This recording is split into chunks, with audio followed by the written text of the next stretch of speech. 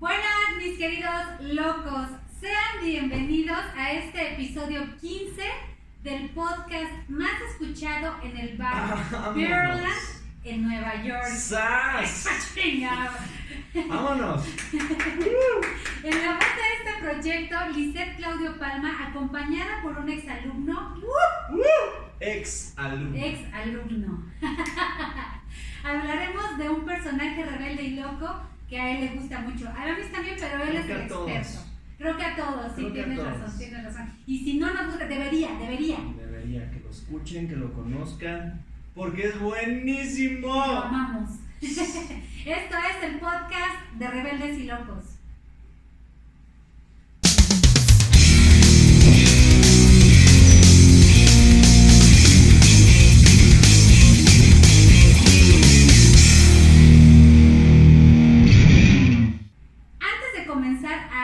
Personaje rebelde y loco de esta semana, quiero presentarles. A mi derecha se encuentra Jonathan Camar y él nos va a platicar acerca de él mismo.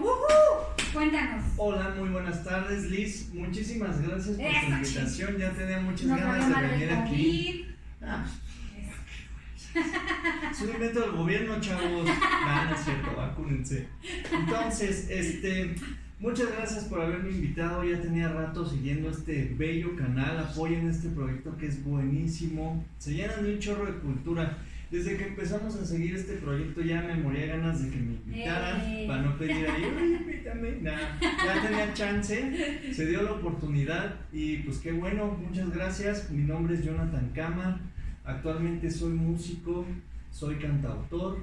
Tengo un canal de YouTube en donde me pueden escuchar como Jonathan Camar, al igual que en otras plataformas como Spotify, Deezer, Apple Music, la de tu preferencia. Nada más métete, apóyame y déjale ahí tu agregadora. Ahí van a estar en algún lado.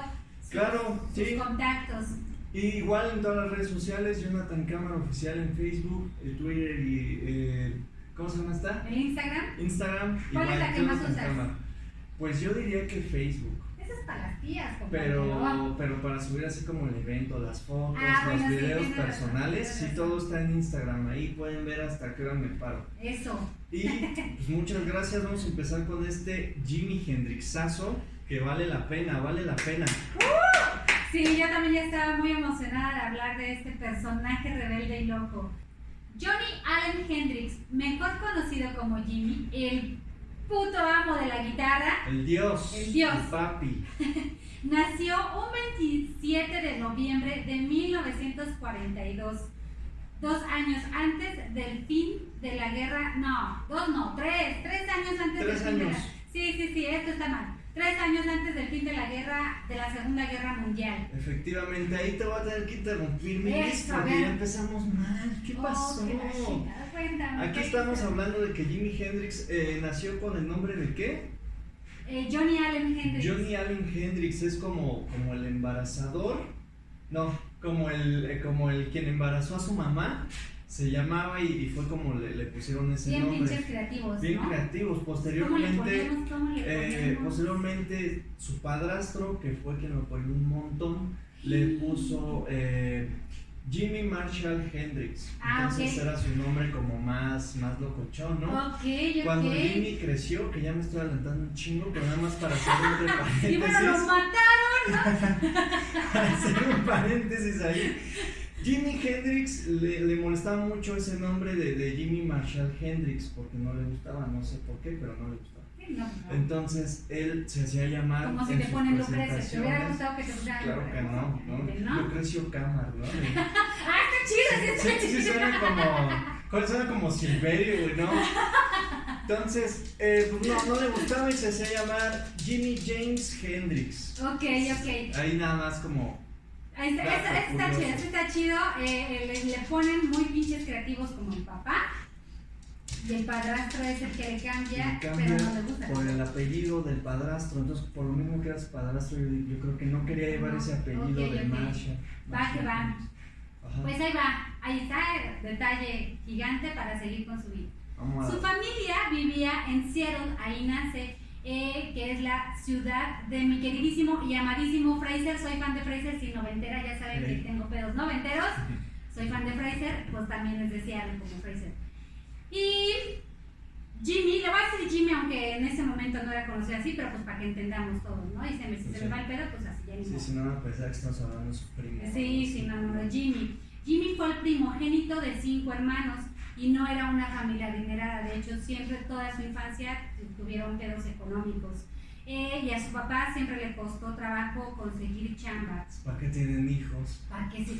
¿Para Pues, qué? sí, a la fecha sigue pasando. Si no se hubieran comprado una pantalla Smart y se la pasan viendo un chingo de con series. Netflix, si hubieran tenido Netflix, les hubiéramos recomendado unas 2, 3 series.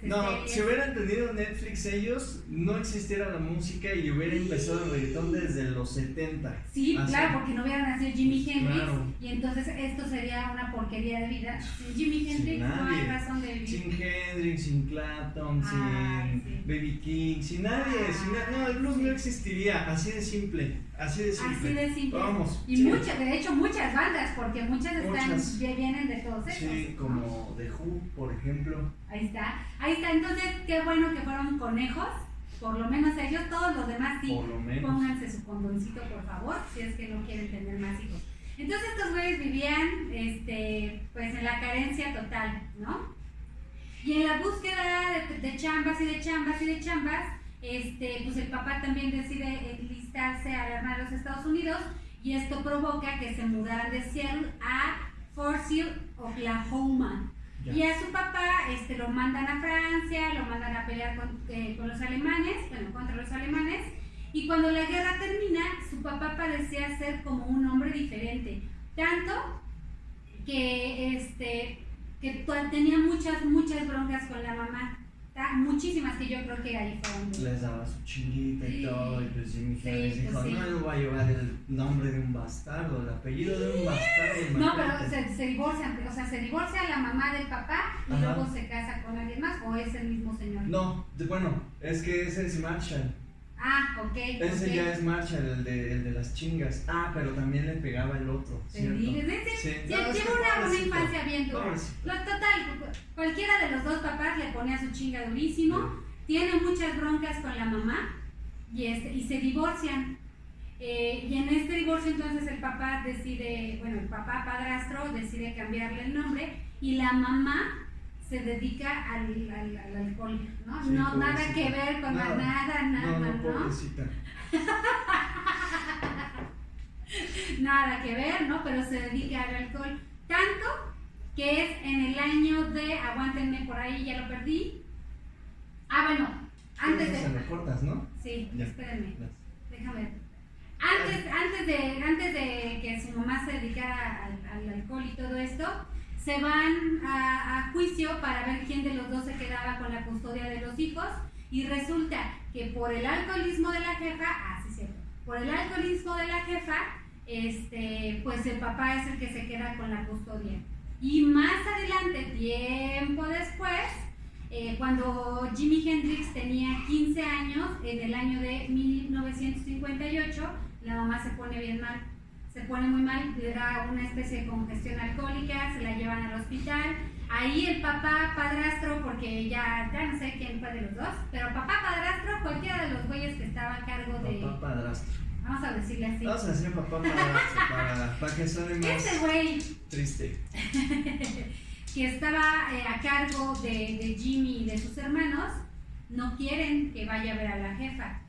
Y entonces llega la tía hermana de la mamá y le dice, oye, no seas cabrón, la mamá se está muriendo, deja que vayan. Total, se muere la mamá porque se le revienta el vaso, si no mal recuerdo, le reventó el vaso. Se le reventó el vaso y pues ya tenía... Y no fue el vaso por alcohol, sino el vaso. El vaso... Sí, no, porque si se va va a reventar el que no el sirve vaso, para nada, ese es el pues, que se le te sirve rompió. para matarte. Nada más. Se le revienta ese vaso, no el vaso que tenía el alcohol, bueno, fuera. Y entonces el papá padrastro tampoco los deja ir al velorio. Entonces eso le deja así como una... Yo creo que por eso ya estamos descubriendo, estamos psicoanalizando a Jimi Hendrix, porque yo creo que esos son los detallitos que por eso le cagaba su nombre. porque no los dejó ir al velorio, entonces a Jimmy decía, chale, ¿no? Mi jefa, y le dolió muchísimo porque la vida que vivió separado de ella, la extrañó muchísimo. Obviamente. Ay, pues sí. Pobrecito. Entonces, pobrecito, te amamos, Jimi Hendrix, donde quiera que estés. Y entonces, pues empieza ahí a tener como cierto odio hacia su papá padrastro. Es como el tío padrino, ¿no? Es como el papá suegro. Ándale, como el papito suegro. A los 15 años eso ya dije, espérenme. Porque fíjate, papito suegro no por castroso, ¿no? Sino papito suegro porque también tuvo como la... Es que hay un rollo en el que supuestamente Jimi Hendrix era maltratado por acoso sexual por papá padrastro, que pues ahora ya es papá suegro, ¿no? Porque imagínate ya después de eso, pues sí. Entonces, se dice, ¿no? Ni siquiera hay antecedentes ni pruebas, pero yo lo he revisado en muchas, ¿cómo se llama? ¿Esto? En muchos DVDs, en muchas biografías. En muchas biografías, en donde dicen que supuestamente era maltratado sexualmente. Y hay algunas películas del 2000 y del 95 en YouTube gratis para que las vayan a ver, nada más como biografía de Jimi Hendrix, y es una película donde el actor no se parece ni un carajo, pero sí pasan las escenas como se le conocen pues en los documentos, ¿no? Los va a ver, porque tú ¿cómo le dices a tu perro? Yo le digo buenas tardes, señor. ¿De veras? ¿En serio? No, yo soy bien educado, en serio. Chale, yo le digo bombón. ¡Ay! No, ya me han corrido a mí. Saludos al bombón.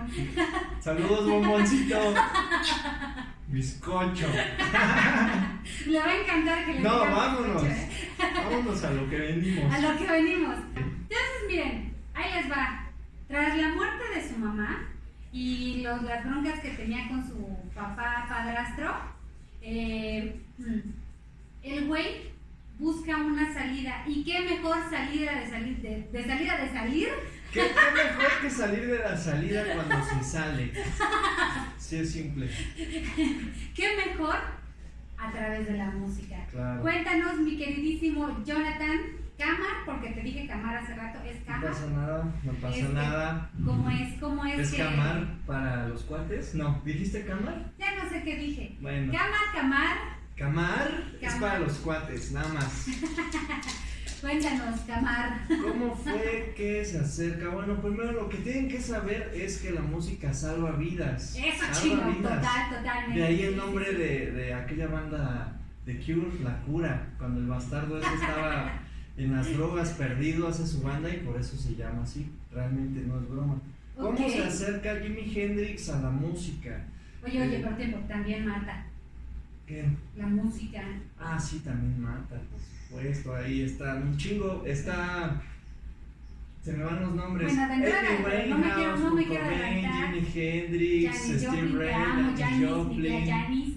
Un chorro, Pero desgraciadamente. bueno, salva más vidas que matarlas. Sí, y ahí en ese círculo existe también un mexicano que se murió a los 27 años. No vayas a salir con que el norteño o el banda No, nada, horrible, no. Bueno. Era un compositor que era bolerista, no me acuerdo del nombre, bolerista que hacía boleros y todo esto. Y era un as en la guitarra, pero bueno, también está ahí con los demás. Ok. Voy a investigar de él, fíjate, hablamos ya del Club de los 27 y no salió. Sí, es que casi nadie lo conoce, pues porque es mexicano y a mí México casi no lo quieren. México, que pero no te amo. él fue de los primeritos que se metió al club. Creo que es como el quinto, está en el quinto lugar, algo así. Entonces, sí, fue de los primeros y él tocaba boleros y tocaba muy chido y cantaba hermoso y por eso se lo voy a investigar. Sí, yo pensé que ibas a salir con que Valentín le dije, no, ahorita mismo hacemos corte aquí. Hacemos corte y ahora sáquese, vámonos. Tembló y ya no terminamos, se fue. Sí, no. ¿Cómo se acerca Hendrix a la música? Bueno, cuando su papá vuelve al ejército y todo el desorden, se caen con la custodia, bla.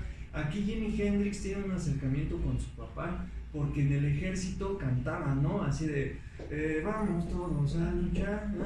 Entonces este güey hacía lo mismo para educar a sus hijos Jimi Hendrix empezó a agarrar ese tipo como de rítmicas y así. Después Jimi Hendrix, su papá le regaló un ukulele con una cuerda nada más, que no sé de dónde sacó el ukulele, pero según dicen le dio un ukulele con una cuerda y pues de ahí Jimi Hendrix la afición hacia las cuerdas y la estructura, ¿no? Posteriormente, cuando Hendrix sale del ejército, una de sus recompensas que le dan es una guitarra, que es una guitarra Supro Redita. Esta guitarra es coreana, ya descontinuada, ya una guitarra de las primeritas, de, como para jazz y soul y este tipo de géneros que estaban sonando en la época. Y esta guitarra fue la primera guitarra de Jimi Hendrix. De ahí Jimi Hendrix se familiariza con los sonidos de la guitarra eléctrica.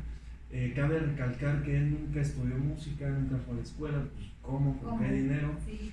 Y pues él empieza a... Tiempo, antes de que sigas. Tampoco era tan fácil que en esa época, 50, 60, el racismo era muy marcado. Sí. Entonces, ¿cuáles oportunidades para los negros? Eso es lo que te iba a decir. Justamente, si eras negro en los 50, 40, o te mataban o te explotaban tocando o haciendo alguna cosa de negros, ¿no? Sin ofender. Sin ofender a todos los negritos que nos estén escuchando. ¡Ay, negrito! Entonces, sí, cierto eso, Liz. O te morías, o tocabas, o cantabas, o más bien te agarraban de espectáculo para los blancos. Ay, así no, de simple. Sí. Y aparte también, ¿sabes qué? Por ejemplo, cuando a los niños... en las escuelas tenían como el baño para los blancos, el baño para los negros, ¿no? Igual en los camiones. En los camiones, hasta atrás sí. Con los negros y todo eso. Sí. Pobrecitos, neta. Pero Jimi Hendrix destaca porque no aprende de un libro ni de clases ni nada por el estilo. Él robaba discos de vinil de ¿cómo se les llama? Tiendas de música, donde robaba discos, los reproducía y escuchaba un montón de géneros, porque a veces los robaba al azar, ¿no? Okay. En las películas que les digo, que se llaman Biografía de Hendrix, ahí vienen esas escenas, están muy buenas. Entonces de ahí empieza a familiarizarse con los sonidos y a imitarlos con su guitarra. Cuando él empieza a descubrir sonidos como riffs y cosas estas para sus solos, ajá, él define su estilo accidentalmente porque es lo que él podía tocar. No le pegues, todavía no lo termino de pagar. Repito, él imitaba los sonidos porque, no me acuerdo, para que pudiera solear. Entonces, okay, él cuando hacía eso definía accidentalmente su estilo porque no sabía en realidad qué hacía, solamente imitaba los sonidos y con el tiempo pues ya empezó a generar sus bandas o lo imitaban y fue aprendiendo de músicos que sí habían estudiado música y aunque nunca aprendió a leer música, fue un músico lírico, que quiere decir que aprende a base de otro músico que le enseña pues, lo que sabe, ¿no? Y ya okay, con lo que tú sabes le pones de tu propia cosecha y pues haces tu estilo, haces tu música como tú te entiendes. Y eso era algo muy especial que tenía Hendrix, que él sabía lo que quería, sabía cómo quería sonar y pues no le pidió a nadie nada. Eso era lo que definía el estilo de Hendrix y hasta la fecha pues, se es considerado como uno de los mejores guitarristas, además que al guitarrista de Queen, ¿cómo se llama? Ajá, el greñudo de mi tía. Hay que buscar su nombre. ¡Ay, se me fue! ¡Rodolfo! ¿Cómo se llama el guitarrista de Queen? Brian May. Ahí está, ahora sí, retomando. Brian May. Hace como medio año, no más, yo creo que como un año y medio o año, 8 meses, se consideró que el nuevo mejor guitarrista de toda la historia de la música rock era Brian May, porque le metieron un chingo de popularidad con las películas de Queen y todo eso. Sí, porque así que digas qué chingón, qué chingón. Pero fíjate, ese güey tiene una visión, fans de Queen. No soy muy fan de Queen, pero he de decir que tienen otro plano musical y realmente no tiene. Sí, es bueno y realmente no tiene nada que ver Queen con estos géneros, porque Queen era otro pedo, o sea, no puedes comparar a Queen con nadie. El guitarrista Brian sí es muy bueno, sí es una verga, en donde allá los científicos son músicos. Sí, otro pedo, sí. Porque es astrónomo, un pedo así. Entonces, y aparte con doctorado. Sí, con doctorado y todo. Entonces sí tocas un músico muy cabrón, pero pues no puedes decir que supera a Jimi Hendrix como el mejor guitarrista del mundo, porque estamos hablando de otras circunstancias, otro país, otra, ¿cómo se le dice? Cuando es negro y blanco, racionalidad, no. Otra, sí, te entiendo. Otra cosa así. El pedo racial, pues. Sí, ¿no? racial. Sí, es otro pedo racial, entonces pues, no puedes decir eso, además de que el género no tiene nada que ver. Okay. ¿Sí? Si no hubiera sido por Hendrix, no hubieran existido los guitarristas de rock como, no sé, los actuales que son... The Strokes. The Mars Volta. Ah, The Mars Volta. ok. Si no hubiera sido por Hendrix, bandas como The Mars Volta no hubieran existido nunca. Okay. O a lo mejor sí, pero pues ya estamos hablando de otros planos, ¿no? Sí. Y pues bueno, ya me perdí. ¿A dónde íbamos? Yo también ya me perdí y es justo el momento de ponerle ahí clic. Yo le pongo si quieres. Sí, ay, qué amable eres. Qué pinche amable eres, muchas gracias. Bueno, entonces ya después Jimi Hendrix, cuando tiene buena capacidad para tocar, pues decide hacer sus primeras bandas, ¿no? Donde lo invitan como músico, pero él empieza siendo guitarrista rítmico, que hace las bases, ¿no? Y ya después, pues cuando ya se siente como más preparado y tiene la experiencia, deja de ser el guitarrista rítmico para pasar al guitarrista de los solos y el de los punteros, básicamente el que llevaba todo el flow ahí.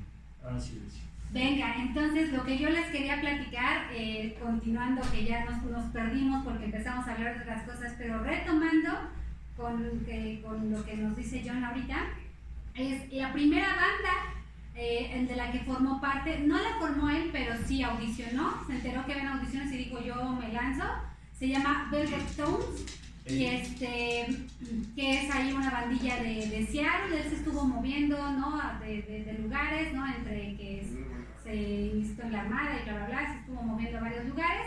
Esta banda de Velvet Tones, que fue la primera, tocaban jazz and rhythm and blues, música jazz y blues, pues, de negros, ¿no?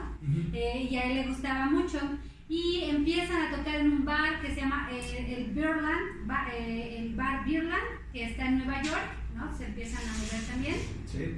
Y ahí comienza a hacer los solos que comenta Jonathan, empieza a experimentar, empieza a hacer solos hasta de 10 minutos, más o menos, y entonces la gente dice, wow, este tipo está loquísimo, está volado, nada que ver con lo que se había escuchado antes. De hecho, la gente decía, no, vamos a bailar al Beerland. Sí. Y cuando llegaban decían, ¿qué chingados va a bailar? Eso no se baila, ¿no? Bien debarallado, justamente porque como ya empezó a conocer más todo lo de los solos y así, cuando empieza a tocar puro solo y a extenderse en ninguna parte de Estados Unidos o de lugares, vamos a llamarle de la baja sociedad, donde había estos eventos urbanos, como ahora los perreos, pero antes era blues, gospel y esas cosas, ¿no?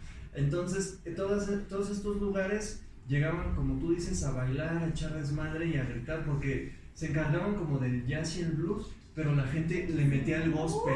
De ahí el y que se mueven así. Oye, pero para estas épocas ya existía el rock.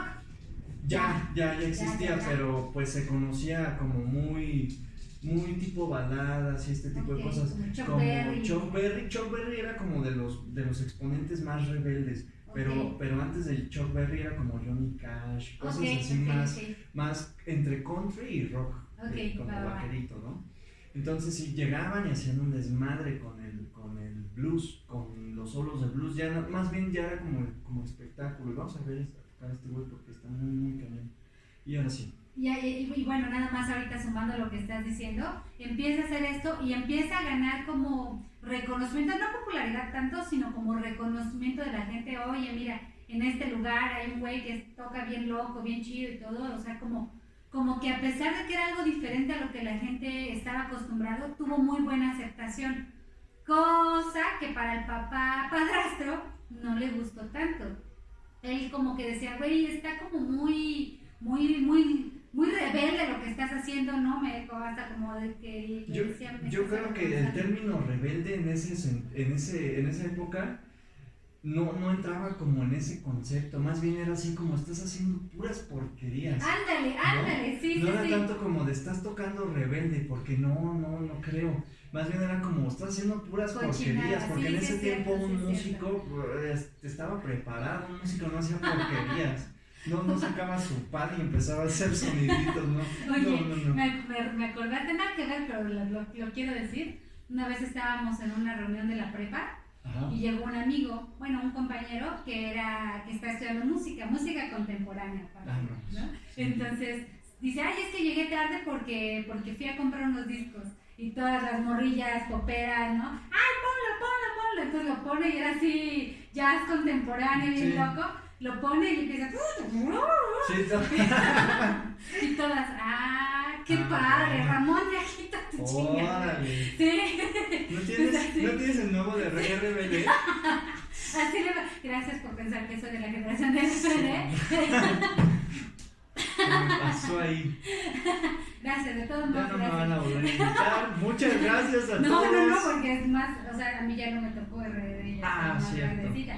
Pero sí, más o menos algo así seguramente le pasó a Jimi Hendrix, le decían, Algo así. híjole, por lo menos su papá, porque la gente decía, órale, está bien loco. Sí, ¿no? de hecho su le papá decía, sí lo apoyaba con la música y eso, pues él fue el que le regaló la guitarra. Entonces yo ya no entiendo nada.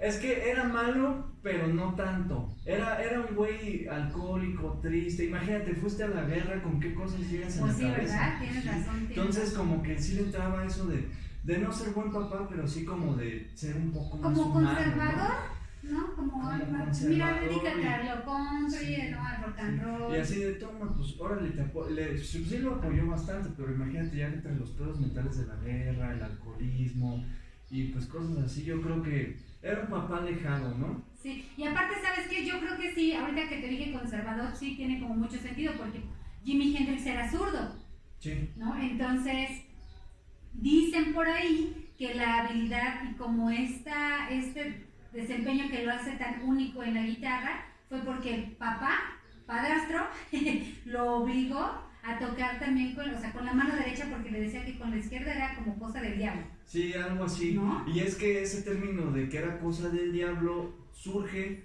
por ¿cómo se llama? Johnson, que le vende su Eric radio. Johnson. ¿Se No, llama Eric Johnson no. Robert Johnson. Robert Johnson. Sí, Robert sí. Johnson. Y lo acabamos de ver Sí. también. Ahí vean el episodio del Club de los 27. Y el de Robert Johnson, que no me invitaron, que me hubiera gustado demasiado. Hablamos, no, nada más fue de los 27. Perdón. Entonces volvemos a hacer de Robert Johnson. Y eso sale de Robert Johnson. Porque Güey, pero si Robert que te acuerdas del nombre, dices que te ofendes. Ay, perdón. Bueno, pero es que Robert Johnson es uno de esos que están ahí, pero que de vez en cuando salen a la plática y pues se me olvida en serio. No es la primera vez. Entonces Robert Johnson, por culpa de Robert Johnson, pues existió el blues, porque él tocaba, el blues que se tocaba antes que no era más como rítmico. Hagan de cuenta que era un norteño, pero de Estados Unidos. Las canciones norteñas cuentan historias de hechos reales. Y el blues, en Estados Unidos también hacían esto, como si fuera un norteño, pero blues. Entonces también contaban historias reales y demás. Robert Johnson provoca que el blues tenga otra visibilidad, porque cuando él mete sonidos de acordes más rítmicas, parecía que estaban tocando dos manos cuando en realidad nada más era una, ¿no? Y eso está comprobado en cualquier lugar, y guitarristas pues, de buena calidad, como aquellos guitarristas de Rolling Stone y esos güeyes, han intentado sacar piezas de Robert Johnson y son imposibles, porque suena como si otra mano estuviera ahí, ¿no? De ahí se genera todo ese mito de por que el eso diablo, dicen, que le vendió su alma al diablo. Ajá. Claro, para poder tocar mejor, poder tocar. cuando no tocaban en carajo. Pero estaría diablo más chido que estuviera- hicieramos uno de Robert Johnson. Sí, Para hablar cosas está. de Y aparte me encanta Jonathan porque es igual de Dory que yo, entonces apenas lo distraes tantito de y, no, ya, de aquí hasta las 10 de la noche. Y por eso dicen que el rock es del diablo, por Robert Johnson y por todos los mitos, la leyenda que se creó en Mississippi y todo este rollo. Por eso dicen que es del diablo, y cuando Jimi Hendrix tocaba con la izquierda decían que era del diablo, ¿no? Sí. Entonces, poco tiempo tiempo después, lo voy a leer para no trabarme tanto, porque también hasta leyendo me trabo. Poco tiempo después, Jimmy dejó la banda Velvet vean, ¿ves cómo lo puedo? Velvet Tones, es que sí está como de Porky. Sí, está. Para irse a tocar con otra banda de Seattle llamada Rockin' Kings, que era otra banda de jazz y blues combinada con rock, género que le gustaba hartísimo a Jimmy. Entonces, hartísimo. Entonces empieza como en Velvet Tones y lo que lo hace cambiarse a esta otra banda, que no hay como mucho que contar de ella, lo único es que se empieza como a desenvolver en este rock que tanto le gustaba. Entonces, si buscaba la libertad en la música, poco a poco le iba descubriendo en los lugares y con las bandas que iba tocando. Siéntate, mi buen. Va, entonces, en este ya no sé en dónde nos habíamos quedado, pero les voy a platicar la noche en que Jimi Hendrix perdió la guitarra. Ay, tan pendejo, mi Jimi. Ay, mi pendejo. Ay, mi pendejo. Pues sí. Por ahí anda mi pendejo, es mi gatito. Así se llama el mío también. Entonces aguanten, ahí les va. Estaban en este bar Beerland, tocaron todo chido, salió bien, aplausos, bien bonito todo. Y el güey se va, no sé si andaba como pedón o qué, pero el caso es que andaba borrachito. Sí, pues que deja su guitarra. ¿Tú dejarías tu guitarra? Pues es que yo sí la he dejado, pero no me la han robado, afortunadamente. Entonces, hay historias muy, muy chistosas de guitarristas que les roban su guitarra significativa. Por ejemplo, de Metallica, el guitarrista de Metallica, una guitarra, creo que su primera guitarra que le compró su mamá con mucho sacrificio, en una gira también se la robaron. Ay, pues sí, abusado. Pues es que no se ponen chingones, cómprense un candadito y la ponen ahí. La ponen, algo, no sé, bueno, pinche recordatorio en el celular, algo. Le faltó a Jimmy poner su recordatorio ahí en el celular. No tenía datos, yo creo. Y entonces, dice, ya cuando iba llegando a su casa, dice, ay, güey, mi guitarra, no, total, bueno, ya mañana.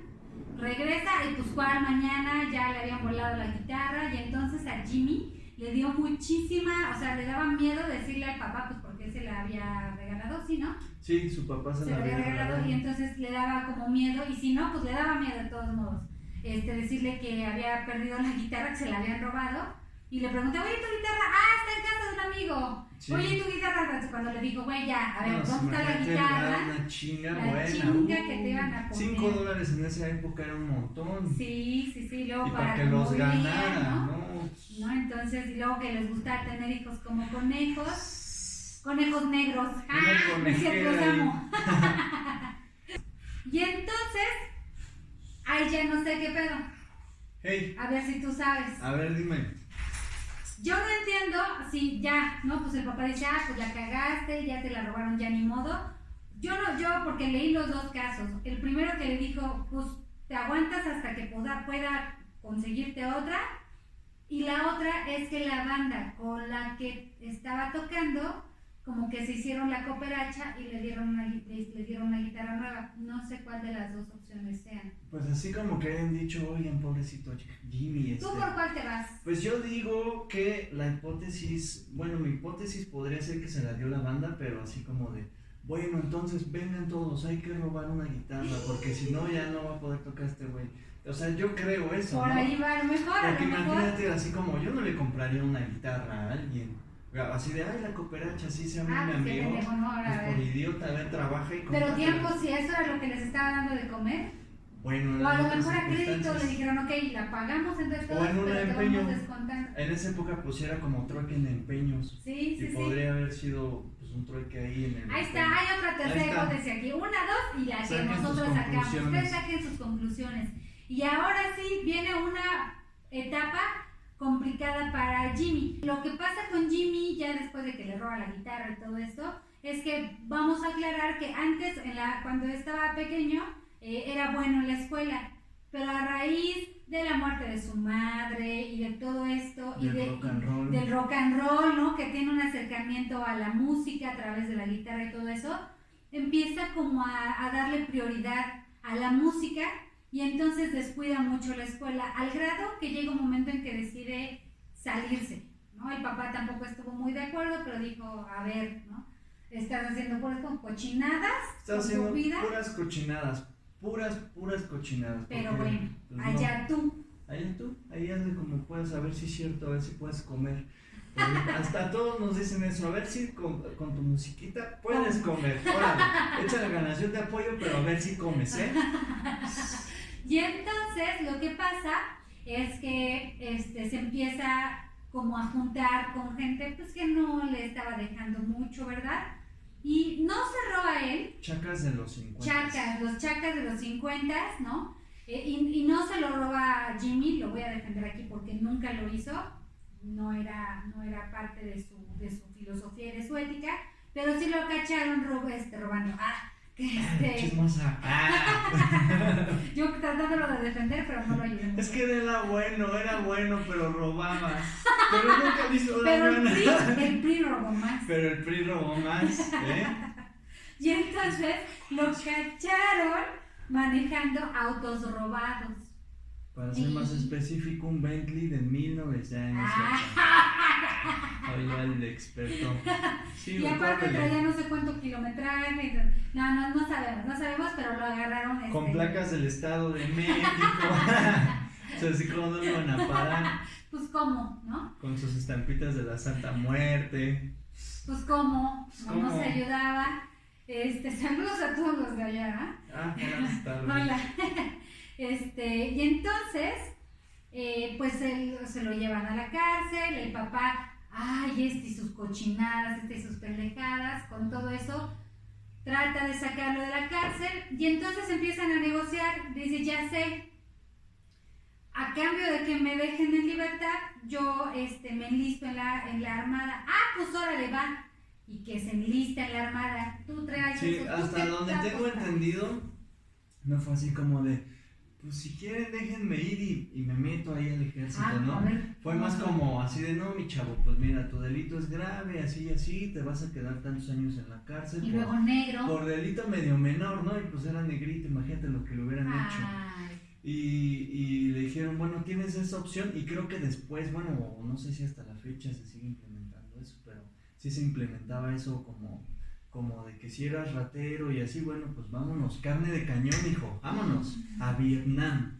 Y que se va a Vietnam, mi chavo, y no sé cómo estuvo ahí el show, pero hay fotos y hay pruebas de Jimi Hendrix en Vietnam con su pelotón, que no era de él, pero él era parte del pelotón, y sale con una guitarra que al parecer es la que le robaron sus amigos para Hendrix, o la que le compraron. Así se llevó su guitarra y en descansos, cosas así, pues se ponía a tocar. Entonces ya todos los del pelotón sabían cómo era Hendrix, se ponían a recitar canciones de, ¿cómo se llama? Robert Johnson. Y ni pues sabes, mano. Pues es que, oye, Robert Johnson es como de esa moneda que tienes perdida en el pantalón y de repente aparece. Así es Robert Johnson. Es como llega tres acá, Robert Johnson. Ay, mira un Robert. Te alcanza para un Kendricks. Sí, no. Tiempo. Aquí voy a hacer un paréntesis. Realmente no lo mandaron a la guerra, lo mandaron a una preparación para la guerra, porque la guerra es en el año de 1965. Para ese entonces él ya andaba en otras ondas.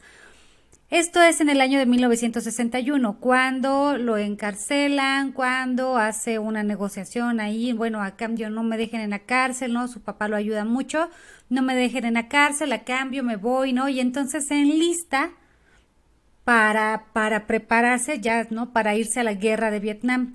Como él ya sabía todo esto, está un tiempo, hay un periodo, no sé exactamente cuánto, pero se dan cuenta que no es muy hábil en algunas cosas. Incluso hasta hay una teoría por ahí que Jimi Hendrix llegó a decir que era gay y que estaba enamorado de alguno de sus compañeros para que lo dejaran ir, para que dijeran, ¿saben qué? Regrésenlo a casa, este tipo no es buena idea. Entonces es otra hipótesis de este periodo en la vida de Jimi Hendrix. Y entonces a su regreso, ¿qué es lo que pasa? ¿No? Sigue con esta rockeando. intención de rockear, dice, yo nací para rockear, aunque no sea lo que gane, porque el papá intentó meterlo a trabajar en donde él trabajaba. Era una fábrica, Ajá. me parece que de textiles o algo así. Y esto no sé si fue antes o después de que se fuera a la guerra, pero bueno, el caso es que lo trató de hacer, Jimmy dijo, bueno, a ver, lo voy a intentar, se aburría mucho, lo único que traía en la cabeza era la guitarra, y dijo, no, ¿saben qué? Pues no es lo mío, aunque gane menos con la música, prefiero 1000 veces estar ahí que dedicarme a algo. Él era más de la filosofía esta que dice, prefiero hacer lo que me gusta aunque gane menos que ganar más haciendo lo que no me gusta. Y Ser era lo que esclavo, él ¿no? decía. De las fábricas y eso. Pues así pensaba también Jimmy. Conoce a un güey que lo iba a acompañar durante muchos años en su carrera musical, que se llama Billy Cox, era un bajista. Y entonces, cuando regresan, Jimi Hendrix se sigue dedicando a la música y todo. Tiempo después, Billy Cox, él se titula como, no sé cuáles son los títulos ni los rangos ni nada de esto, pero él sí se queda como soldado o algo, algún cargo ahí importante. Sí, más como, no sé cómo se llama. sí, ¿cómo se llaman estos jefes de pelotón? Pero algo así. tienen un nombre. Ni sabes, güey. Nada, es bien bodega, nada más.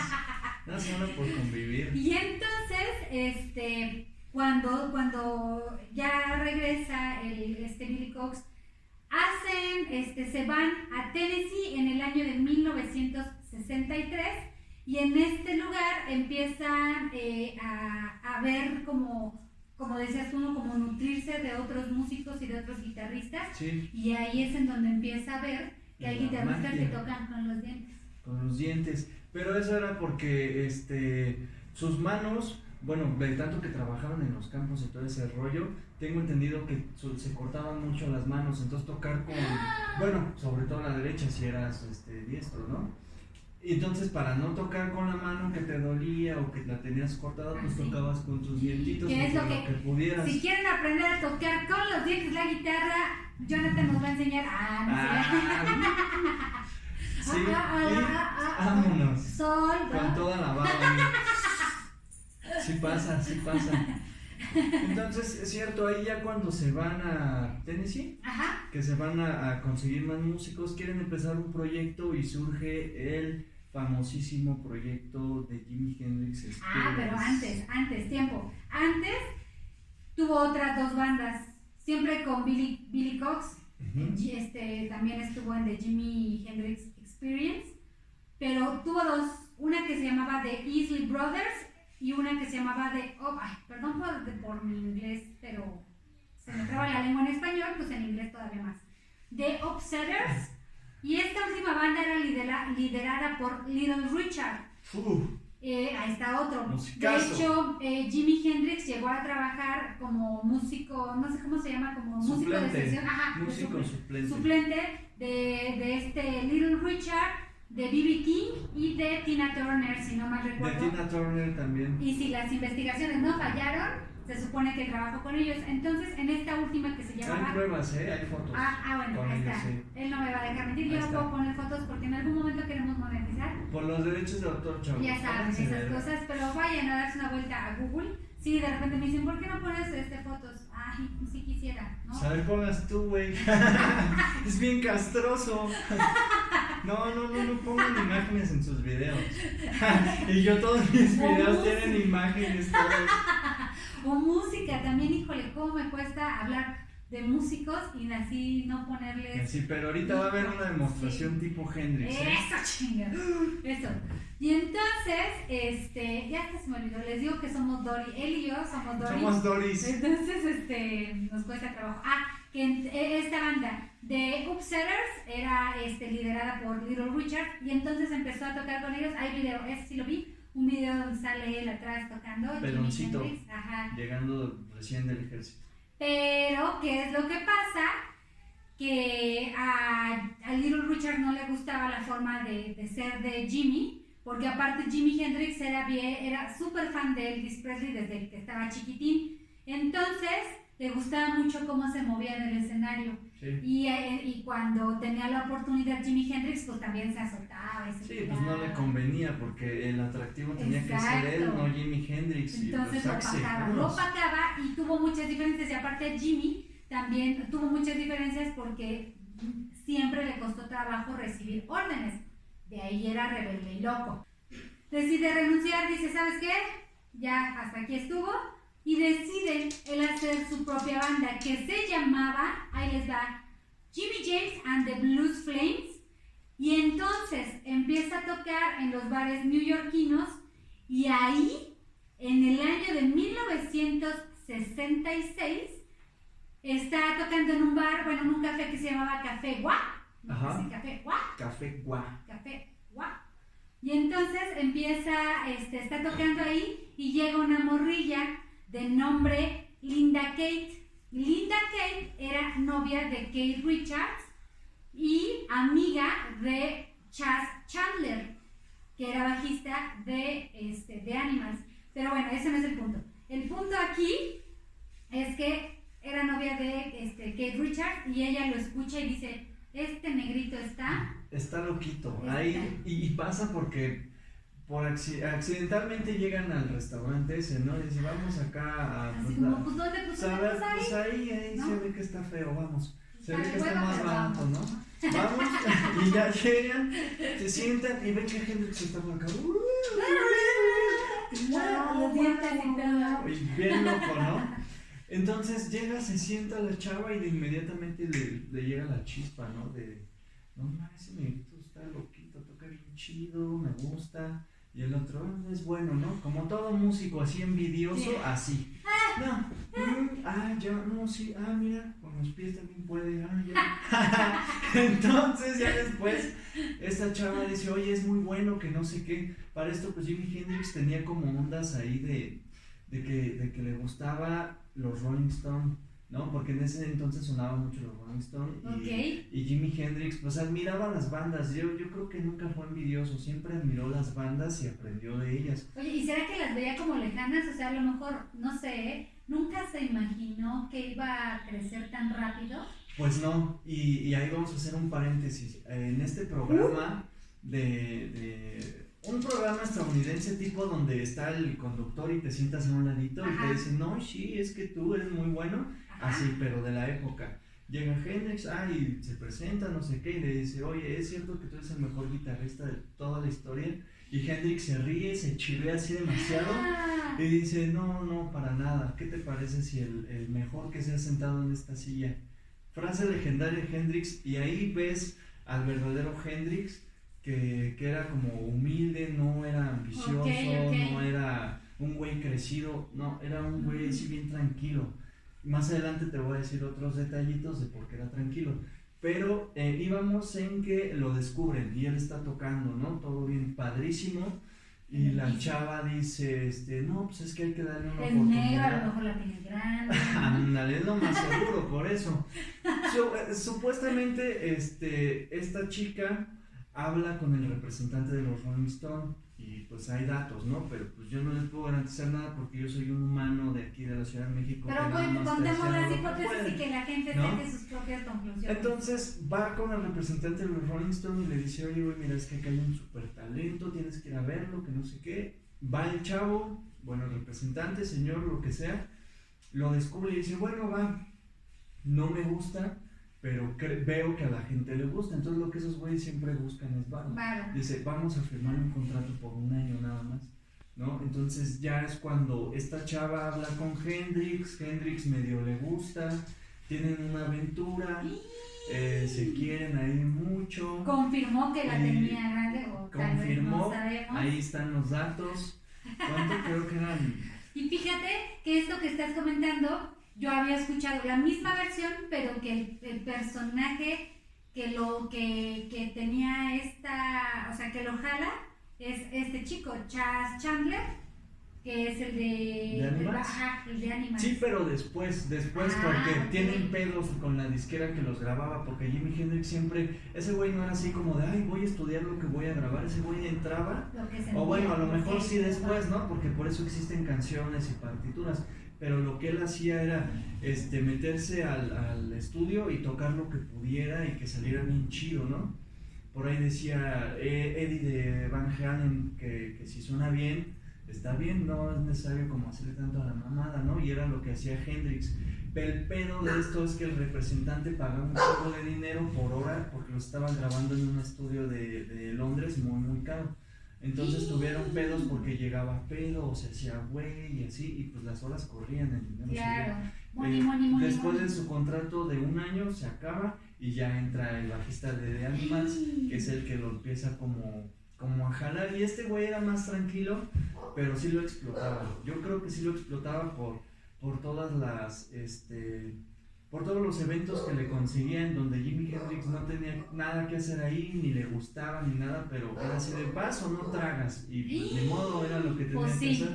Sí, porque Quería ser músico, mi chavo. querías músico, órale, hasta en la feria, órale, Sí. Este chico de Chad Chandler, del bajista de The Animals, también renuncia por eso también lo jaló, porque estaba buscando nuevos talentos. Sí, y aparte estaba quebrado, por eso necesitaba encontrar a alguien que le grabara. Ok, sí, porque Chad Chandler renuncia a The Animals para hacer su propia casa productora. Sí. Entonces está quebrado y dice, pues a ver, jala, y que pega. Cuando genera la nueva banda que se llamaba The Jimi Hendrix Experience, Jimi Hendrix, en todas las portadas y todo este show, todas las fotos, se encargaba el manager de Animals para poderle hacer la promoción. Entonces él decía, bueno, quiero que en esta foto salgas así o así. Y es ahí cuando te digo que Jimi Hendrix era bien tranquilo, que era bien lindo y todo ese show, porque en todo ese tiempo de ¿cómo se llama? De giras y de que tocaba y grababa sus discos y todo esto, conoce a una rubia de nombre Mónica Dingelmann. Esta morra era una alemana y se dedicaba, pues, era partidora alemana, ¿qué querrá decir eso? Patinadora, idiota. ¡Abusado! ¿Qué pasó? Compañero, Bueno, qué entonces bárbaro. ella era una patinadora alemana. Una partidora. Una partidora, ¿qué será eso? Una La de las patinadora, una carnitas, pantera, ¿o qué? no sé. Sí, Una patinadora. Si Una usted sabe patinadora. leer bien, seguramente van a encontrar bien el dato, porque no, el dato no está mal. Entonces, ¿Cómo se llama conoce a Mónica esta qué? Didman. Entonces conoce a esta chica y se enamora de ella, y a la otra pues la sigue viendo. Sí tiene como 2 novias, ¿no? Pero esta chica Mónica pues sí lo quería mucho, fue su última novia de hecho, y ella se encargaba, bueno, ella sabrá, ¿no? La novia que le dice, oye, no hagas así. La Yoko Ono de la tipo Yoko Ono de Jimi Hendrix, pero buena, ¿no? Buena en el sentido de que era mejor. Está bien buena. Cualquiera está bien más buena que Yoko. Bueno, sí, hasta yo estoy bien sabroso. Entonces, lo que pasa es que ella le dice, oye, es que tus portadas reflejan pues una persona que no eres, ¿no? Ok.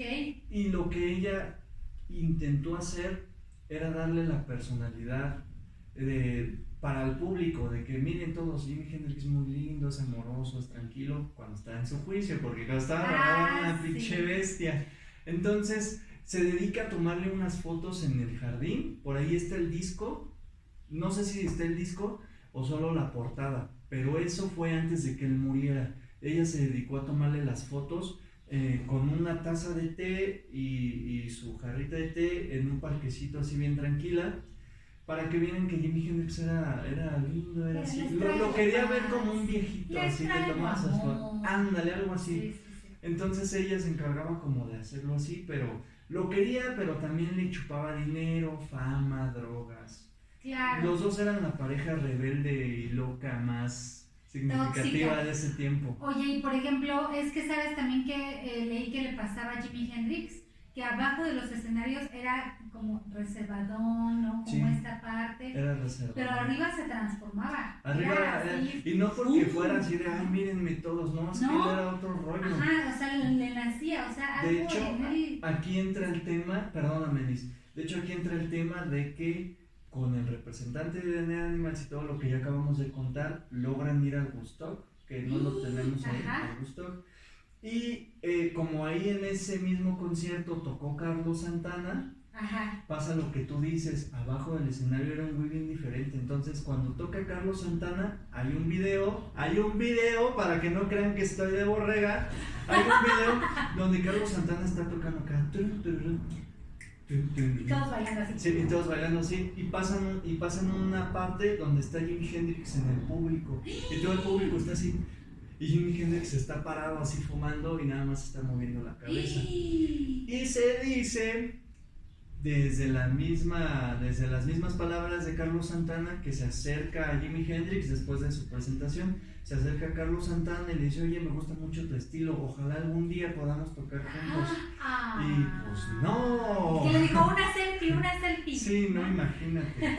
Y pues no, bueno, Carlos Santana dice que Jimi Hendrix le dijo eso, que porque le gustó mucho y no sé qué, y se sintió identificado y no sé qué, y que querían tocar juntos, y ya, pero nunca pasó. Pero antes de Woodstock, en 1967, hay un festival que es el Monterrey El Pop Monterrey, Festival. Y entonces, fíjate lo que pasa. Se lo llevan a Londres, ¿no? Y ahí está, lo están, ¿cómo dijiste? Que lo estaban lanzando, promocionando. Y todo. Lo que pasa en Inglaterra es que nos estamos saltando la parte más importante. Cuando conoce a la reina Isabel II. No. ¿Cuándo? Ahí me estás diciendo que del Monterrey, ¿no? Pero todavía no, porque nos estamos saltando la parte más significativa y más importante de toda la carrera de Hendrix, que es cuando Jimi Hendrix conoce a Eric Clapton. O mejor dicho, cuando Jimi Hendrix mató a Dios. ¿Por qué se le conoce así? ¿Sabes que se le conoce así? Cuando Jimi Hendrix mató a Dios, así se va a llamar el ¿Sí? episodio. ¿No? Sí, ¿y sabes por qué se llama así? No, cuéntanos. Bueno, pasa que en Inglaterra existía la banda The Cream, que estaba conformada por Eric Clapton, Chet Baker, me parece que era uno de los bajistas más cabrones. Chet Baker, no, ese es otro. O no sé. Bueno. Por ahí en los comentarios Ay, déjenlo póngale, por para que favor. comenten, porque yo he visto todos los videos en un No pinche comentan, comentario. coméntenos. Coméntenos si saben del tema. ¿Por qué nos ponen dislike? Entonces, ahí, bueno, con este mismo representante van a Inglaterra a tocar a una gira. Y le dice Jimi Hendrix, oye, ¿tú conoces a Eric Clapton? Y él dice, sí, pero ya me estoy explayando, porque iba a decir que, ¿por qué se le conoce cuando Jimi Hendrix mató a Dios? Bueno, rápido. Se le conoce así porque la banda esta de Cream, que era el guitarrista era Eric Clapton, era un guitarro súper cabrón que tocaba solos muy Que también chido. es un rebelde loco. Un rebelde y Podemos hablar loco, de él. pero más tranquilo, es de esos señores que salen en Bermuda y así. Sí, es de esos. Sí, pero también tuvo una vida Muy triste. Sí. Entonces, en las paredes, en las calles, la gente que iba a sus conciertos, que nunca jamás habían visto a un güey que tocara así, escribiendo en las paredes que Eric Clapton Es puto. es Dios, es puto también, pero que ponían es Dios. Entonces de ahí pues surge esto que el día que Jimi Hendrix mató a Dios, porque cuando van a la gira, ahora sí, va a la gira Jimi Hendrix con su representante y demás, y le dice, oye, ¿tú conoces a Eric Clapton? No, que sí, pues estuve con él en algún tiempo, en algunas giras, no le hablo mucho, pero trabajamos juntos. Oye, es que mira, yo soy súper fan de Cream y me encantan y no sé qué, quisiera conocerlos. Bueno, entonces ya van. Para ser preciso, fue un 1 de octubre de 1966 en Street Polytechnic, así se llamaba el lugar donde tocaban. Entonces van y llega Jimi Hendrix con su novia la rubia y con el representante, su novia la Mónica. Entonces llegan y lo ve y Jimi Hendrix pues se emociona porque eran sus ídolos y Sí, se emociona sí. demasiado y dice, órale, que no sé qué, pero él seguro, ¿no? Y Dios le dice, oye, dice, ven, te lo presento, y Hendrix dice, no, diles que si puedo tocar con ellos. Y el otro güey así, ay, no mames, no, ¿cómo vas a tocar ¿Cómo con ellos? crees? ¿No? Ajá, Y ¿cómo el pasas otro a hace, creer? y Hendrix, dile. Bueno, le voy a decir nada más para que te manden a la verga. Ya va, y le dice, oye, Clapton, que no sé qué, oye, hazme un favor de amigos. Por todos esos años que no sé qué, tengo un talento acá que no sé qué y pues le gustaría tocar con ustedes. Y pues Clapton así de, pues sí, o sea, ese güey estaba el ego hasta arriba, ¿quién lo iba a poder matar? Sí. Yo creo que fue fue la peor decisión que pudo haber tomado en su vida Eric Clapton. Llega Hendrix, todos en la banda eran blancos, la mayoría de la gente en el lugar eran blancos, y pues sí había cierto racismo en que fueras hippie, amor y paz y todo eso, ¿no? Llega Hendrix y le dice el representante, ve por tu guitarra. Y Hendrix en chinga va por su guitarra, saca su guitarra para sordos de la cajuela, una Stratocaster Fender, la afina, todo el show, se prende un cigarro, todavía se tomó el tiempo el güey, así de espérenme tantito, se termina su cigarro y se mete, qué hora que no sé qué, y Clapton así lo ve, así como, pinche por Dios, ¿de dónde salió, no? Se sube todo el show, la película, véanla, está la escena bien chida. Ni Pati Chapoy tiene estos chismes, la verdad. Entonces se sube y le dice, conéctate. Y pues le dan un cable bien chiquitito, ¿no? Y le dicen que se vaya atrás porque el cable no llega hasta delante del escenario. Se vaya atrás. Y Hendrix agarra el cable de que era para Clapton y empieza a sonar así, pues porque estaba prendido el ampli, ¿no? Se conecta. Entonces ya empieza como a sonar. Y Clapton se queda así, chale, bueno, soy Clapton, ¿no? Se conecta el chiquito, se pasa a un ladito de Hendrix y le dice, oye, ¿te sabes la de no sé qué? ¿Qué te parece esta? Y Clapton, no las conozco. ¿Cómo no las vas a conocer? Pues eres hombre de blues, pero él en buena onda, ¿no? Así como también un chingo, vamos a tocar juntos. Y Clapton así de, no las conozco, mamozón. Y entonces dice, bueno, banda, no sé qué, vamos a tocar. Somos Cream y tenemos invitado, ¿cuál es tu nombre? Y el otro, Jimi Hendrix. Y el otro, así, y este güey así de, el señor Jimi Hendrix. Y empieza Hendrix, empieza a tocar muy chingón y toda la gente se saca de pedo. Porque cuando tocaba Cream era así como matizar y después subir al éxtasis, ¿no? Y Hendrix se las dejó ir toda. Y entonces se quedaron así, ¿qué pedo, no? Y ya los músicos de Cream empiezan a captar el pedo, le dan el ritmo y entonces Clapton se queda así de verga, ¿no? Ese güey era más como solos suaves, tipo Pink Floyd, cosas así. Se queda así, ¿qué pedo? Se desconecta y se va. Y después el de Animal, se me va su nombre. Charles Chandler. Charles, le voy a decir Charlie. No, es que no es Charles, es Chas. Más Chas, fácil todavía. Chas, súper fácil. Chas como chasito. Entonces, Chas se da cuenta de que se va y dice mierda, y que se va a buscarlo y estaba Clapton en el baño así, prendiendo un cigarro mientras temblaba. Sí, de verdad. Y eso Dios. también te lo relata Eric Clapton en una entrevista. Y que dice que estaba en el baño, intentó prender un cigarro y no podía de lo nervioso que estaba. Fue humillado. Llega este güey y Clapton nada más voltea y le dice, ¿siempre es tan bueno? Y el otro güey se dice, Eric, por favor. Y entonces ahí ya fue así como de, pues ya te partieron tu madre, Eric, ya no la hagas al cuento, ¿no? Y ya, ahí fue cuando Jimi Hendrix mató a Dios y gracias a eso, después interpretaron un tema que se llama Cocaine, un tema de The Cream, lo presentaron en una gira donde invitan a Hendrix. Y pues obviamente mi amigo Eric se sale al escenario para que pueda tocar la canción que compuso Eric con Cream, la va a tocar Jimi Hendrix, el archienemigo de Eric con su propia banda. Tómala. Y obviamente pues la toca mejor y de ahí ya empieza a saltar un chingo de fama por Hendrix. Reino Unido estaba atascado de noticias de Jimi Hendrix. Acción como el jabón. Ándale, vas. Y entonces ya cuando Little Richard ya decía, güey, este güey ya, no, me caga. Y al otro güey tampoco le gustaba, Jimi Hendrix tampoco le gustaba que los anduvieran dando órdenes. Decide renunciar, dice, ¿sabes qué? Ya hasta aquí estuvo. y decide él hacer su propia banda que se llamaba, ahí les va, Jimmy James and the Blues Flames, y entonces empieza a tocar en los bares neoyorquinos y ahí, en el año de 1966, está tocando en un bar, bueno, en un café que se llamaba Café Guá. Ajá. Sí, Café Guá. Café Guá. Café Guá. Y entonces empieza, está tocando ahí y llega una morrilla de nombre Linda Kate. Linda Kate era novia de Keith Richards y amiga de Chas Chandler, que era bajista de Animals.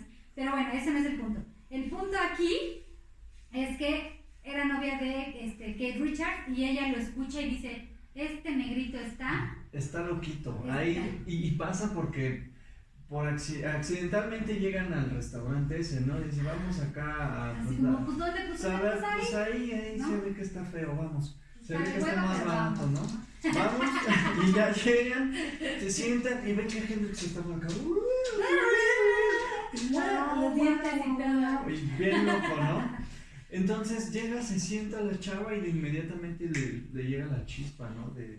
No, ese negrito está loquito, toca bien chido, me gusta. Y el otro, es bueno, ¿no? Como todo músico así envidioso, así. No, sí, mira, con los pies también puede, ya. Entonces ya después, esta chava dice, oye, es muy bueno, que no sé qué. Para esto, pues Jimi Hendrix tenía como ondas ahí de que le gustaba los Rolling Stones, ¿no? Porque en ese entonces sonaban mucho los Rolling Stones y Jimi Hendrix pues admiraba las bandas. Yo creo que nunca fue envidioso, siempre admiró las bandas y aprendió de ellas. Oye, ¿y será que las veía como lejanas? O sea, a lo mejor, no sé, ¿nunca se imaginó que iba a crecer tan rápido? Pues no, y ahí vamos a hacer un paréntesis. En este programa un programa estadounidense tipo donde está el conductor y te sientas en un ladito y te dicen, no, sí, es que tú eres muy bueno, así, pero de la época. Llega Hendrix, y se presenta, no sé qué, y le dice, oye, ¿es cierto que tú eres el mejor guitarrista de toda la historia? Y Hendrix se ríe, se chivea así demasiado y dice, no, para nada, ¿qué te parece si el mejor que se ha sentado en esta silla? Frase legendaria de Hendrix, y ahí ves al verdadero Hendrix, que era como humilde, no era ambicioso, no era un güey crecido, no, era un güey así bien tranquilo. Más adelante te voy a decir otros detallitos de por qué era tranquilo, pero íbamos en que lo descubren y él está tocando, ¿no? Todo bien padrísimo, y la chava dice, no, pues es que hay que darle una oportunidad. Es negro, a lo mejor la tiene grande. Ándale, es lo más seguro, por eso. Supuestamente, esta chica habla con el representante de los Rolling Stones y pues hay datos, ¿no? Pero pues yo no les puedo garantizar nada porque yo soy un humano de aquí de la Ciudad de México. Pero pues contemos las hipótesis y que la gente saque sus propias conclusiones. Entonces va con el representante de los Rolling Stones y le dice, oye, güey, mira, es que acá hay un súper talento, tienes que ir a verlo, que no sé qué. Va el chavo, bueno, el representante, señor, lo que sea, lo descubre y dice, bueno, va, no me gusta, pero veo que a la gente le gusta. Entonces lo que esos güeyes siempre buscan es varo. Dice, vamos a firmar un contrato por un año nada más, ¿no? Entonces ya es cuando esta chava habla con Hendrix medio le gusta, tienen una aventura, se quieren ahí mucho. Confirmó que la tenía grande o tal vez no sabemos. Ahí están los datos. ¿Cuánto creo que eran?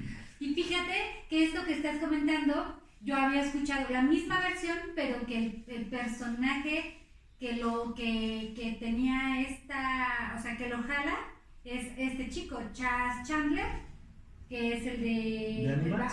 El de Animals. Sí, pero después porque tienen pedos con la disquera que los grababa, porque Jimi Hendrix siempre, ese güey no era así como de, voy a estudiar lo que voy a grabar, ese güey entraba, o bueno, a lo mejor sí después, ¿no? Porque por eso existen canciones y partituras. Pero lo que él hacía era meterse al estudio y tocar lo que pudiera y que saliera bien chido, ¿no? Por ahí decía Eddie de Van Halen que si suena bien, está bien, no es necesario como hacerle tanto a la mamada, ¿no? Y era lo que hacía Hendrix. Pero el pedo de esto es que el representante pagaba un poco de dinero por hora porque lo estaban grabando en un estudio de Londres muy, muy caro. Entonces tuvieron pedos porque llegaba pedo o se hacía güey y así, y pues las horas corrían, el dinero Claro. seguía. Money. Después de su contrato de 1 año se acaba y ya entra el bajista de The Animals, que es el que lo empieza como a jalar, y este güey era más tranquilo, pero sí lo explotaba. Yo creo que sí lo explotaba por todas las, por todos los eventos que le conseguían, donde Jimi Hendrix no tenía nada que hacer ahí, ni le gustaba ni nada, pero era así de vas o no tragas, y pues de modo era lo que tenía Pues que hacer. Sí, porque Quería ser músico, mi chavo. ¿querías músico? Órale, hasta en la feria, órale, en la... Sí. Sí. Oye, ¿qué te iba a decir de esto? Que Chas Chandler, la chica, pues sí, creo que... lo que te iba a platicar es que este chico de Chas Chandler, del bajista de The Animals, también renuncia por eso también lo jaló, porque estaba buscando nuevos talentos. Sí, y aparte estaba quebrado, por eso necesitaba encontrar a alguien que le dejara la vara. Ok, sí, porque Chas Chandler renuncia a The Animals para hacer su propia casa productora. Sí. Y entonces está quebrado y dice, pues a ver, jala, y que pega. Y ahora sí, ¿qué sigue? Ahora sí entra lo de Jimmy, la primera banda de Jimi Hendrix Experience. Sí. Cuéntanos. Aquí entra el rollo de que dice, bueno, ya mira, ya te mandaron a la fregada acá el de Rolling Stone. Yo me voy a encargar de promocionarte, de hacerte publicidad, de hacer todo esto, pero fíjate que hay un pedo bien interesante. Cuando genera la nueva banda que se llamaba The Jimi Hendrix Experience, Jimi Hendrix, en todas las portadas y todo este show, todas las fotos, se encargaba el manager de Animals para poderle hacer la promoción. Entonces él decía, bueno, quiero que en esta foto salgas así o así. Y es ahí cuando te digo que Jimi Hendrix era bien tranquilo, que era bien lindo y todo ese show, porque en todo ese tiempo de ¿cómo se llama? De giras y de que tocaba y grababa sus discos y todo esto, conoce a una rubia que no sé cómo se llama, o bueno, estaría mejor decir el nombre. ¿Pamela? No. Yo a todas les quiero decir Pamelas. A ver, hazme una rapidísimo para que no suene así como que hablamos a los uno idiota. La segunda novia de Hendrix. ¿Qué fue la que lo encontró? Fue la que lo ¿Muerto? encontró muerto, ajá. Mónica, ¿no? Sí se llamaba Mónica. Fue una. Sí, era ella. Entonces. Espera, aquí tengo. Ya. Entonces, bueno, ahí le cortas, ¿no? Sí. Entonces, en sus giras tiene el amorío con la otra chica, que es como su novia, tiene el representante y conoce una chica rubia de nombre Mónica Dingelmann. Esta morra era una alemana y se dedicaba, pues, era partidora alemana, ¿qué querrá decir eso? Patinadora, idiota. ¡Abusado! ¿Qué pasó? Compañero, Bueno, qué entonces bárbaro. ella era una patinadora alemana. Una partidora. Una partidora, ¿qué será eso? Una La de las patinadora, pero una carnitas, pantera, ¿o qué? una, no sé. Sí, Una patinadora. Si Una usted sabe patinadora. leer bien, seguramente se da. Seguramente van a encontrar bien el dato, porque no, el dato no está mal. Entonces, ¿Cómo se llama conoce a Mónica esta qué? Dillman. Ditman. Entonces conoce a esta chica y se enamora de ella, y a la otra pues la sigue viendo. Sí tiene como 2 novias, ¿no? Pero esta chica Mónica pues sí lo quería mucho, fue su última novia de hecho, y ella se encargaba, bueno, ella sabrá, ¿no? La novia que le dice, oye, no hagas así. La Yoko Ono de la tipo Jimi Yoko Ono de Jimi Hendrix, pero buena, ¿no? Buena en el sentido de que era mejor. Está bien buena. Cualquiera está bien más buena que Yoko. Bueno, sí, hasta yo estoy bien sabroso. Entonces, lo que pasa es que ella le dice, oye, es que tus portadas reflejan pues una persona que no eres, ¿no? Ok. Y lo que ella intentó hacer era darle la personalidad para el público, de que miren todos, Jimi Hendrix es muy lindo, es amoroso, es tranquilo, cuando está en su juicio, porque cuando estaba grabando una pinche bestia. Entonces se dedica a tomarle unas fotos en el jardín, por ahí está el disco. Entonces, ya cuando, pues gracias a todo este rollo de que Jimi Hendrix era muy sonado en Reino Unido, le consiguen, por toda la popularidad que tenían, le consiguen una presentación en el Festival de Monterrey, ¿se llama? Monterrey Pop Festival, sí. Pop Festival.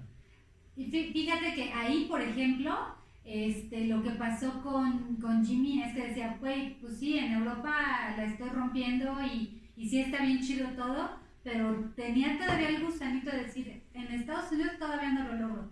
Y entonces llega este momento, esta oportunidad, y que fue en el año de 1967, llega esta oportunidad de ir allá y también, ¿no? Empieza a sonar, de hecho, su nombre empieza a sonar por todos lados, ¿no? Va a venir Jimi Hendrix, A Jimi Hendrix le llamaba mucho la atención que grupos como The Who y estos rompían instrumentos en el escenario. Sí. Y entonces, y The Who son ingleses, entonces por ahí venía como de esa, puros grupos ingleses, no sé. Sí, la mayoría.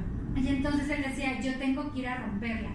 Y llega un momento en que esto también lo hace en ese escenario, le pide a Chas, que era como el productor, le dice, oye, güey, consígueme algún líquido inflamable, ¿no? Y un líquido flamable. Inflamable. Es flamable. No sé. Inflamable es que no. sé. Pero creo que ni existe ese término. Déjalo en los comentarios, por favor.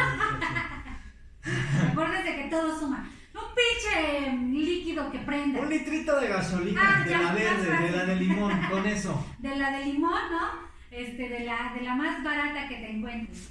Y entonces se lo lleva, y a los 45 minutos de la presentación, Jimmy se quita la guitarra, la pone en el piso. Ajá. Vas bien. Pero ¿sabes qué pasa ahí?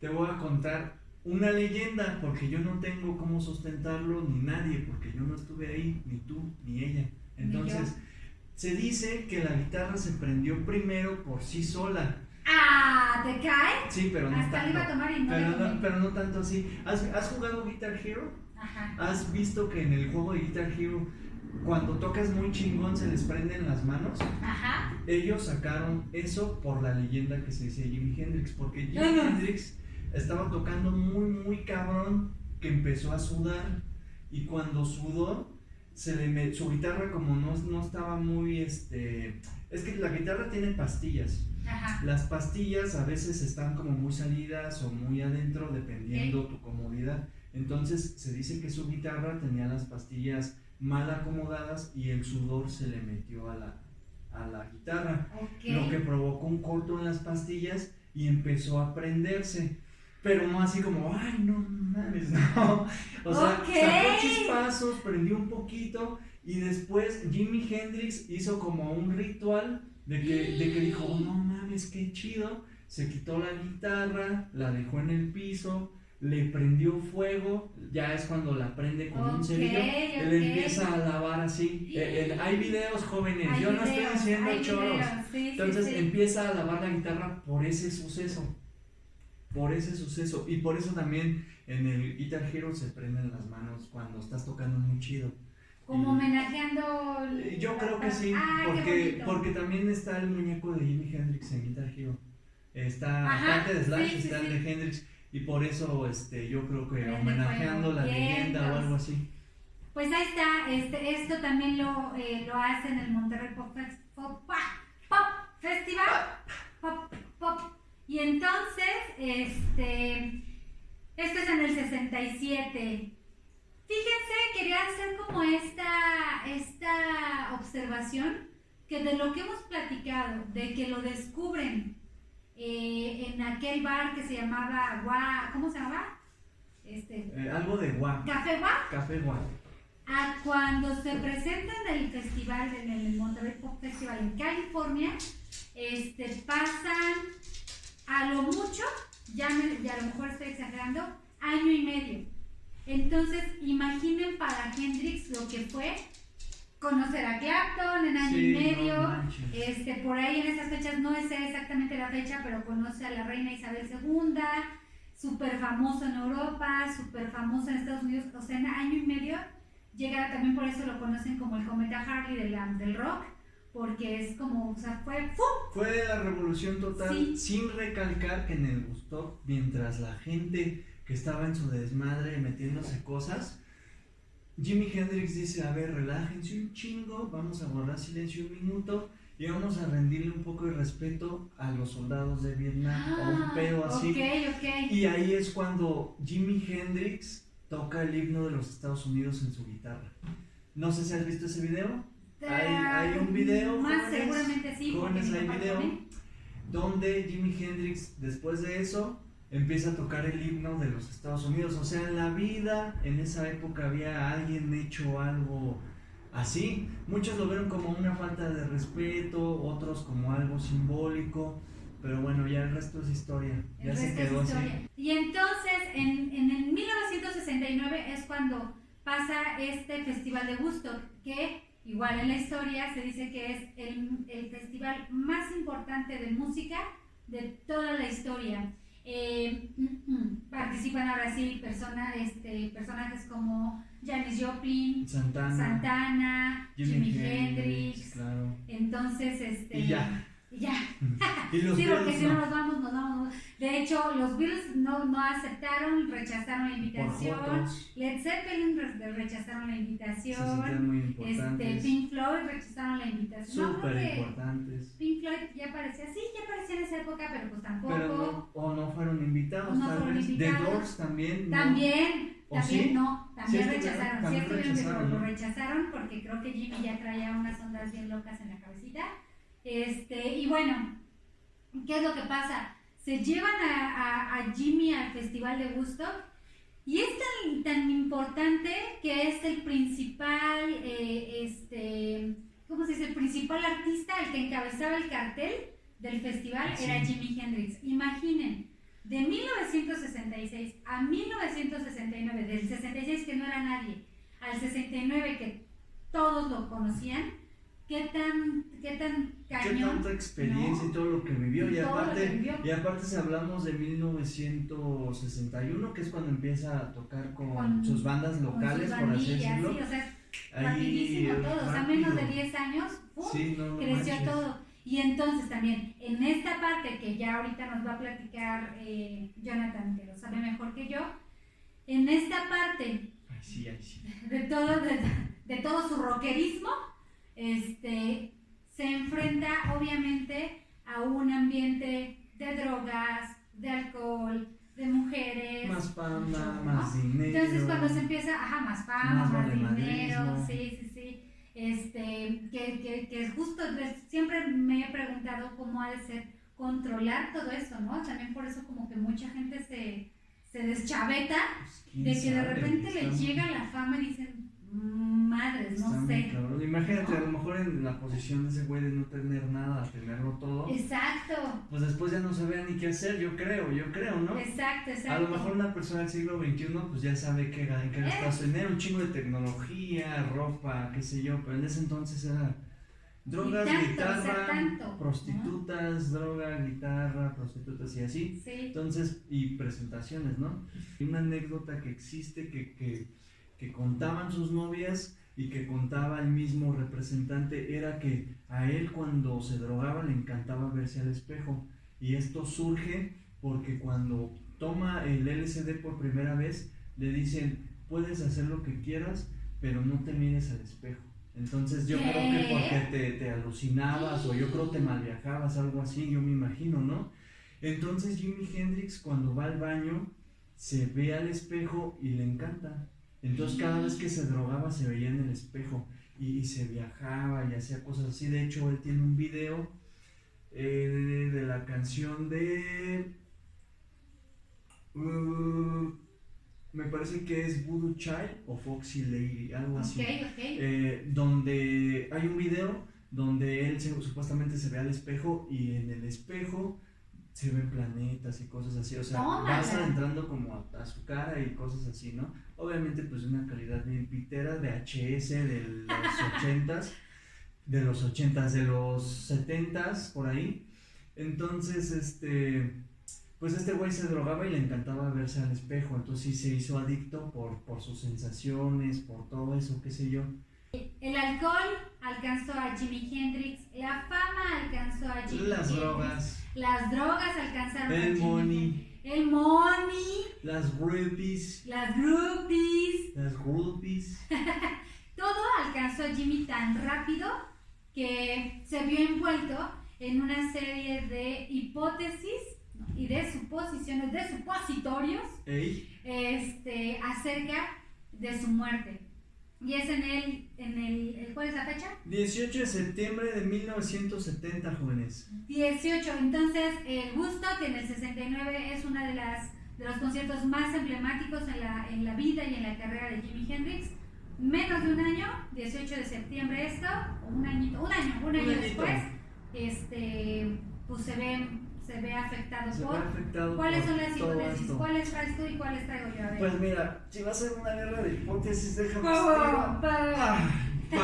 Entonces, pasa que pues ya se ve envuelto en todo esto, ya no sabe ni qué hacer, tan joven el chavo, 27 añitos. ¿Qué tiempo? Sí tiene, lo decíamos en el club de los de 27. Sí se ve más demacradito de lo que, o sea, pues tú sí. ves una foto de este güey y sí parece cuarentón. Sí parece cuarentón, pues imagínate las drogas, el alcohol te hincha, las drogas le destrozó la nariz. Y sí, bueno, sí la vida en sí, jóvenes. 27. La vida. Ahora sí, ¿cuáles son? Pues mira, una de las hipótesis más sonadas que conozco sobre la muerte de Jimi Hendrix es que antes de morir en una presentación se empezó a sentir mal, le dolía mucho la cabeza. Entonces el representante le dijo, tómate estas pastillas, te van a hacer sentir mejor. Y Jimi Hendrix dijo, no quiero. Y entonces este güey le dijo, no, si quieres, son para la cabeza, te van a quitar el dolor. Ah, bueno, entonces soy pendejo, me las voy a tomar con un tequilita, ¿no? Se las tomó con un tequilita, se puso mal de este tipo de congestiones alcohólicas. Y ese día, pues ya ve su novia, la rubia, Mónica, la expatinadora alemana, y le dice, oye, güey, ¿sabes qué? Te veo muy mal, vamos al hotel. Se van al hotel, ya se van a descansar, y en la madrugada se empieza a convulsionar Hendrix. Entonces, pues esta mona no sabía qué hacer y nada más lo movía y así. Y este güey se empezó a ahogar con su propio vómito, se ahogó con su propio vómito y se murió. Ya después llegó la ambulancia y todo, pero pues ya para que ya estaba muerto, lo intentaron reanimar. Y creo yo que, bueno, lo que se dice es que el manager le hizo eso a Hendrix para quedarse con el seguro de Hendrix, cobrar el seguro de Hendrix para pues, vivir de eso, ¿no? Esto porque Jimi Hendrix ya quería despedir a este güey, no sé la razón, pero quería despedir a su representante, y este güey, pues para no irse como con las migajas, lo mata, entre comillas, con las pastillas, cobra el seguro de Jimi Hendrix, y hasta la fecha no se sabe ni un culo de este joven. Tómala, ahí está una de tantas. Una de un chorro. Fíjate que esto del vómito también, o sea, yo lo había escuchado también, pero que el güey de la ambulancia fue el que vio que se estaba ahogando. Ajá. Y no lo movió. O sea, que así que veía. Ah, cierto. Creo que sí es otra, que sí lo vieron como mal y lo subieron. Bueno, lo subieron a la camilla y se lo iban a llevar. Pero este güey se fue ahogando y no lo movieron. Y no lo movieron, ¿cierto? Esa es otra. Para cobrar el seguro era una de las que yo también había leído, que también la platicamos en el Club de los 27. El representante quería cobrar el seguro de Jimi Hendrix. Otra que había escuchado es que Jimi Hendrix siempre se vio, pues obviamente, ¿no? Lo platicamos ahorita con todos estos problemas de fama, ¿no? Que no supo cómo controlar el dinero y todo. Tuvo una mala racha, entre comillas, económica, no supo administrar su dinero y se vio envuelto como en broncas.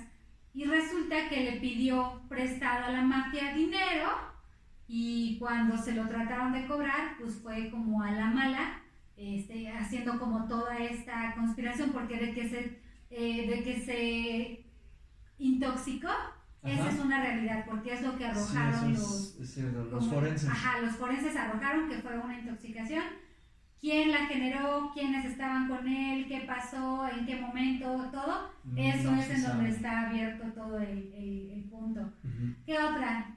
Pues otros, como tú dices, de la mafia y todo esto, se dice que quien lo quería matar era la CIA, algo así como tipo John Lennon, porque este güey tenía mucho, hagan de cuenta un influencer, pero de los que hacían cosas buenas, ¿no? No de los que movían así el culito, no.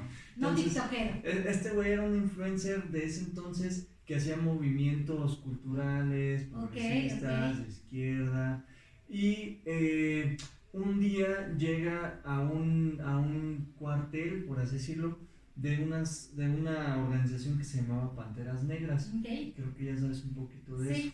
Sí. Las Panteras Negras pues se dedicaban a defender los derechos de los negros en la época de 68, 70. Y Jimi Hendrix tuvo la oportunidad de conocerlos y de estar ahí con ellos, de apoyarse, y además de que tuvieron problemas por las actitudes de Hendrix hacia las mujeres, porque ya cuando estaba ebrio y drogado era una basura de persona, pues los Panteras Negras ya pues no les queda de otra más que aliarse de Jimi Hendrix para poder como llegar a más gente, para poder reclutar, para poder hacer un movimiento más grande. Tal fue el hecho de que llegaron a hacer un movimiento más grande, donde mucha gente ya protestaba, hacía desmanes y demás.